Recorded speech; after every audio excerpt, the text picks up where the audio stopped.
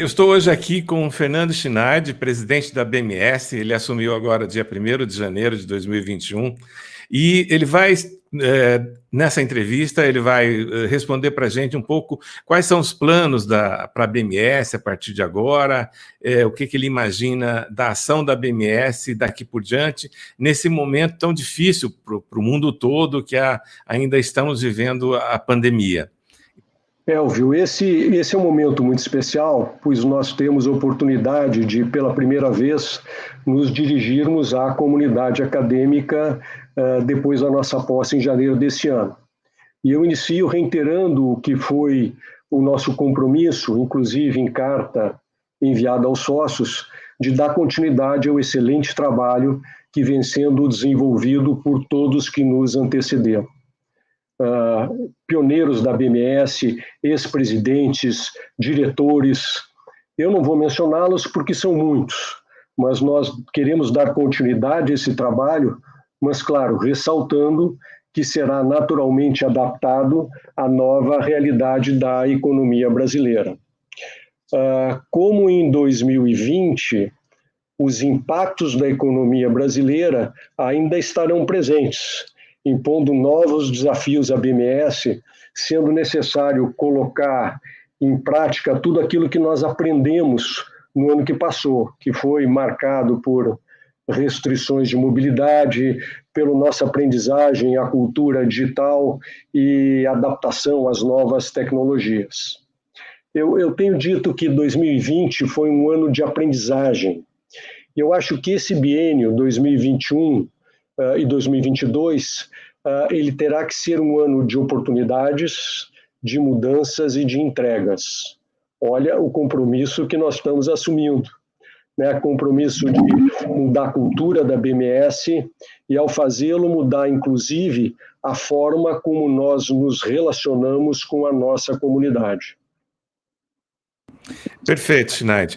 E uma das coisas que certamente será preciso alterar de alguma maneira são os eventos que sempre caracterizaram a BMS, congressos, encontros técnicos, sempre com a participação expressiva de geotécnicos do Brasil, do mundo, e desde o ano passado esses encontros ficaram naturalmente bastante difíceis de serem realizados.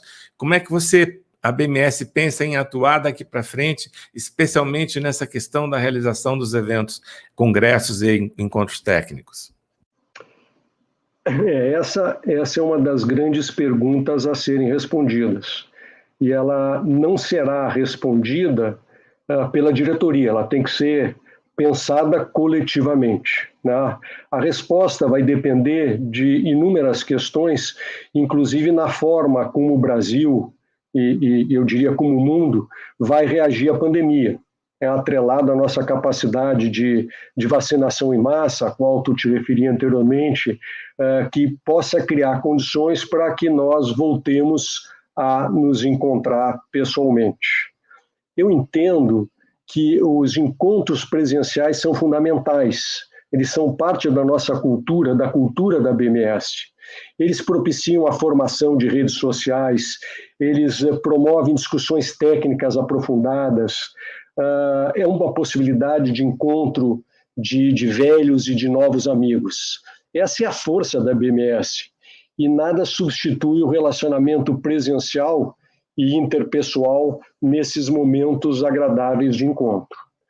Agora, pessoalmente, eu não creio que nós teremos condições sanitárias para a promoção de eventos presenciais no primeiro semestre de 2021 e talvez nem tão pouco no segundo semestre. Nós temos que acompanhar esse processo. Então, vai haver uma barreira concreta para a realização desses eventos presenciais. Por outro lado, há uma mudança promovida desse mindset digital que acabou mudando a nossa forma de nos relacionarmos. Eu hoje estou em home office e essa cultura digital, as novas soluções tecnológicas, elas já alteraram a cultura das universidades e das empresas. Então, naturalmente, essa mudança vai se fazer sentir também na estrutura de eventos da BMS. e eu creio que vai impor dois grandes desafios. O primeiro deles está relacionado ao próprio propósito da ABMS. Ela deve estar, na minha visão, engajada nos grandes e relevantes temas nacionais. E isso hoje traz a necessidade de uma comunicação contínua e estruturada, o que pode ser parcialmente suprido pelo próprio canal ABMS e pelas mídias sociais. Mas ela traz também uma segunda mudança, que se faz sentir no planejamento financeiro da ABMS, que hoje, entre outros fatores, depende de recursos advindos da promoção de eventos. Isso vai ter que ser gradativamente substituído na forma de cursos digitais, webinars corporativos, entre outras alternativas. Eu acho que nós teremos, Elvio, que gradativa e responsavelmente adaptar nossa cultura a uma mescla de eventos presenciais e digitais. É provavelmente o que nós faremos no futuro. Schneid, você já entrou no tema da comunicação e eu queria que você explorasse um pouco mais isso. Quer dizer, qual é o foco da comunicação da ABMS daqui por diante? Quais são os principais canais que você enxerga de comunicação da ABMS com o associado, com a sociedade, enfim? Eu havia comentado que um dos compromissos que a ABMS tem é de assumir no plano nacional o engajamento nos grandes e relevantes temas relacionados à engenharia. Eu acho que isso é muito importante. E nos dias de hoje, isso requer, no nosso entendimento, no entendimento dessa diretoria, uma comunicação contínua e estruturada. Né? Isso tem sido feito de forma muito adequada pelas diretorias que nos antecederam, na forma de eventos, na forma de palestras no nosso site, mas que nesse momento ele pode ser estendido às novas mídias digitais e principalmente ao canal ABMS. E se necessário for, em alguns momentos nós vamos recorrer a outras formas de comunicação, a outras mídias como jornais e televisão. Nós devemos necessariamente, nós, a ABMS, estarmos presentes nos grandes debates nacionais. A ABMS tem um arsenal de opções e, comprovadamente, tem feito bom uso disso ao longo dos seus 70 anos de existência. Perfeito, Schneid.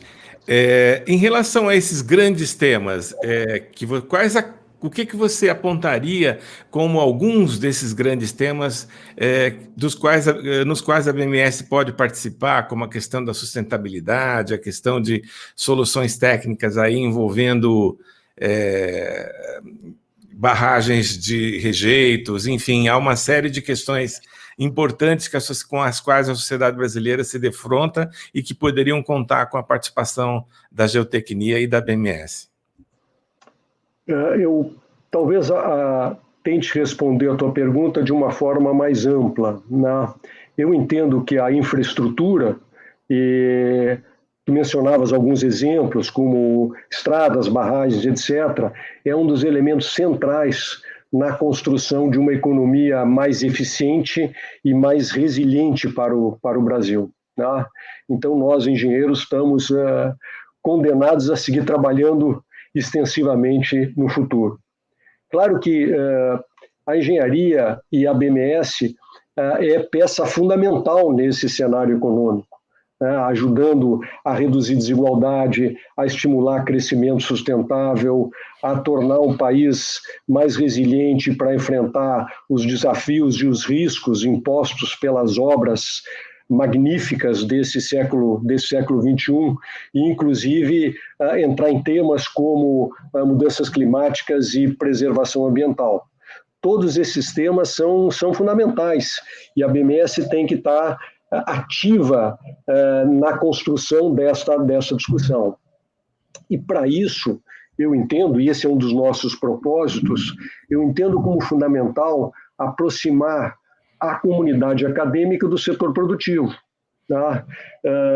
Na realidade, um país desenvolvido ele tem que ser capaz de desenvolver pesquisa e tecnologia e transformar isso em educação, né? Usar P&D transformado em educação.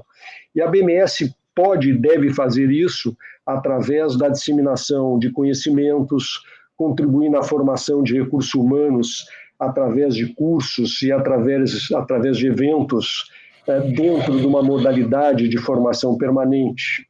Ou seja, a BMS deve dar continuidade ao projeto pioneiro estabelecido há 70 anos atrás pelos precursores da nossa engenharia e que vinha dando continuidade ao trabalho que vinha sendo desenvolvido de forma exemplar na gestão do colega e amigo Alexandre Guzmão.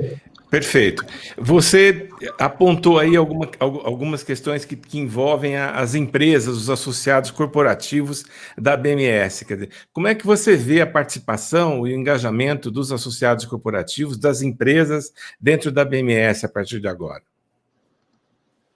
Essa é uma pergunta fácil de responder, né? Eu vejo o papel do associado corporativo como um papel de protagonismo. Essa é uma posição que eu sempre defendi.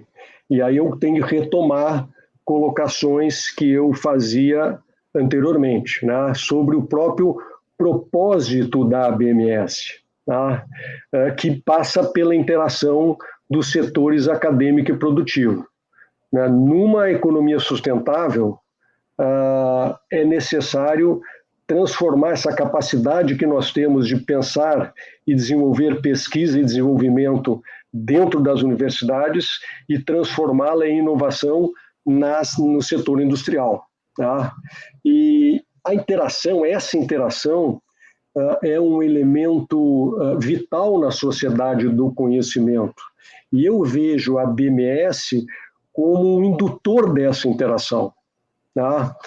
Nós não temos dúvidas que a competitividade empresarial, seja no plano nacional como no plano internacional, ela depende da capacidade do país em inovar. Né? Portanto, o que nós esperamos dos sócios corporativos? Que eles tragam à BMS a sua experiência e a sua capacidade instalada. Que eles tragam também as suas necessidades e os seus projetos. E o que eles podem encontrar dentro da BMS? Justamente um ambiente de interação que alimente esses processos de aprendizagem e que possam convertê-los em atividade inovadora. Portanto, nossos sócios corporativos têm um papel de protagonismo. E agora, uma pergunta relacionada a esta e aquilo que foi muito importante, sempre foi e continua sendo para a BMS, que é o mundo acadêmico, quer dizer, a relação da associação com o universo acadêmico, com os professores que fazem parte da BMS e fazem a história da BMS também. A BMS não é uma sociedade acadêmica, mas os acadêmicos sempre tiveram, claro, um grande protagonismo, eles sempre foram muito ativos na nossa instituição. Então, o que se espera das universidades é que realmente estejam à frente desse processo de interação entre o universo acadêmico e o setor produtivo, porque esse é um dos propósitos da nossa associação. Tá? Na realidade, o setor universitário ele está presente em todos os eixos fundamentais que são propostos para a nossa associação. Tá?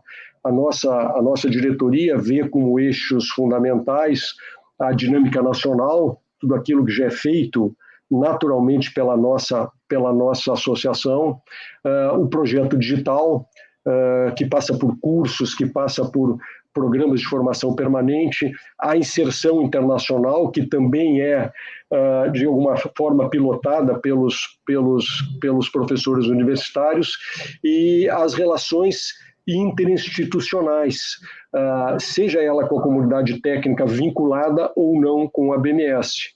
Em todos esses planos, os acadêmicos têm que se fazer presentes e eles devem liderar esse processo como vem fazendo ao longo desses anos.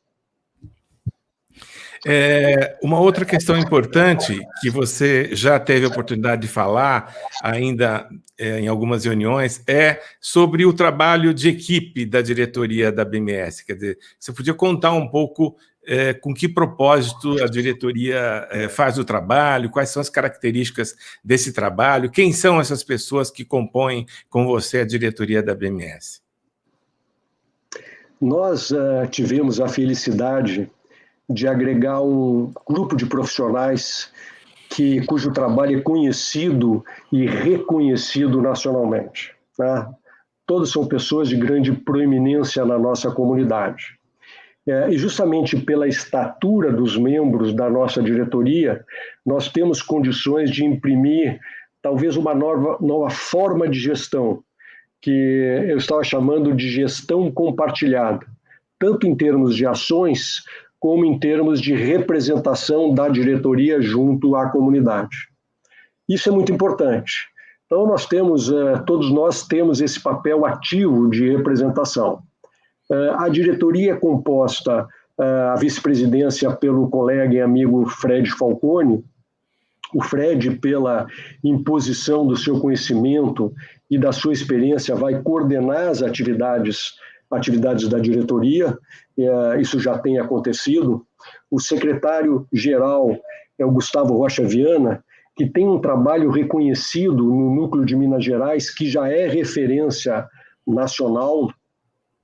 O secretário executivo é a Ana Cristina Cieira, e a Ana é por demais importante, porque já estando na diretoria anterior, ela será o elo de continuidade das atividades que vinham sendo desenvolvidas e que agora serão continuadas nessa gestão, nesse próximo biênio. O tesoureiro Neuza Mota cuida do administrativo e também tem um trabalho reconhecido nacionalmente. Nós temos ainda, dentro dos novos estatutos, 3 novas posições. Uma delas é o diretor de comunicação, que nós estamos entendendo como comunicação e marketing, que é o André Estevam Silva, cuja liderança foi consolidada a partir do seu trabalho na frente da IGS.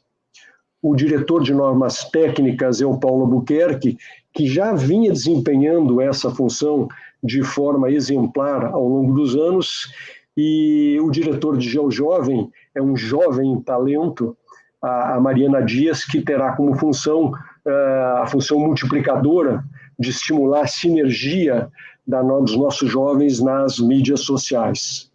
É um timaço, tudo que eu posso dizer. Muito bom. E, finalizando aqui a nossa entrevista, Schneid, que mensagem você dá para o associado da BMS e para quem deseja se associar? Que mensagem de esperança você dá a esse pessoal que continua ligado na BMS, mas evidentemente as pessoas ainda estão com dúvidas em relação a esse futuro mais próximo? Eu assumi a BMS porque acredito muito nesse projeto. Ele é fundamental ao nosso país. A geotecnia é uma área central ao desenvolvimento sustentável e a geotecnia só ganha relevância nacional a partir do trabalho da BMS. E por esse motivo eu aceitei e não pude me furtar a assumir a diretoria como outros como fizeram anteriormente. E eu queria reiterar esse propósito, porque em torno dele nós todos estaremos trabalhando e contamos com a participação ativa e permanente de todos os nossos associados. Nós temos e continuaremos nos engajando nos grandes temas nacionais. Eu me lembro de uma frase que eu considero emblemática do meu amigo, do meu irmão, ex-presidente da BMS, Jarbas Milipitsky, quando ele diz que a BMS não pode ser uma sociedade secreta. Nós não somos e não seremos uma sociedade secreta.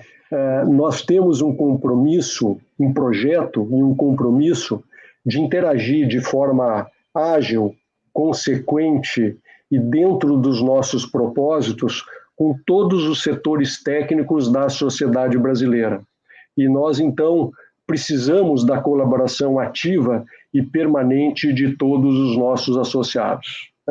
As bases para o trabalho dessa diretoria estão lançadas, o programa está estruturado, tudo organizado, nós já estamos trabalhando, está tudo na sua devida gaiola, e eu acho que o momento é de deixar o pássaro voar. E para isso nós precisamos fazê-lo com a participação de todos. Muito obrigado ao presidente da BMS, Fernando Schneid. Desejamos aí uma boa sorte na gestão que agora se inicia, e até um próximo encontro, até uma próxima entrevista. Muito obrigado.